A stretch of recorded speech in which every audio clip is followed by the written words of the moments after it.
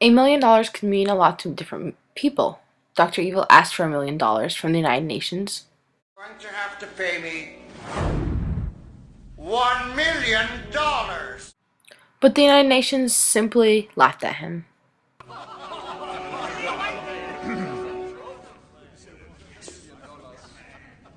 Sorry.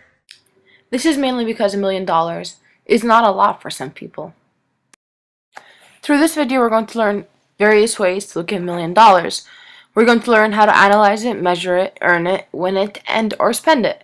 Using math that we have learned throughout the year in Math 106, I will look at different ways we can apply the problems encompassing $1 million through inductive and deductive reasoning, measuring it through weight and size, analyzing $1 million lottery through logic, Euler diagrams, probability, and expected values. Finally, we will look at $1 million wealth distribution through analyzing mean, median, and standard deviation. We will also incorporate different charts and visual data throughout the paper. Firstly, we will use inductive and deductive reasoning to see how much people value $1 million. If we were using deductive reasoning, we would look at one generic instance and form a conclusion. Recently, Forbes wrote an article about a man who asked for $1 million. Hi, I'm Craig Rowan. If you are not a millionaire or somebody who knows a millionaire, please feel free to turn this video off. It's not for you. This is for millionaires. All right, millionaires, listen up. I have a proposition. Please give me $1 million. Now you have millions and millions of dollars. Give me $1 million. I don't need it for anything specific, but I think it would be awesome. A millionaire from New York responded and gave him $1 million. Using deductive reasoning, one would look at the situation and guess that $1 million does not have a lot of value, since it was so easy to ask for one and to receive. $1 million seems like spare change. However, if we were to use inductive reasoning, we would find that $1 million does in fact have a lot of value. Let's look at $1 million. What does it look like? We'll start with $100. Currently, the largest U.S. denomination in general circulation is the $100 bill. A packet of 100 $100 bills is less than half an inch thick and contains $10,000. Fits in your pocket easily. Believe it or not, this little next pile is $1 million. 100 packets of $10,000. You could stuff it into a grocery bag and walk around with it. Now to measure it, we're going to look at one stack. A stack measures at 6.5 inches by 2.5 inches and 0.43 inches high.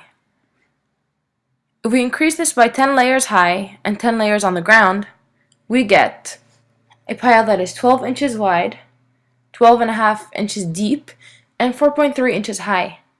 That is the size of $1 million. This would be about the length of a whole American football field, if Mason had a football field. Which it doesn't.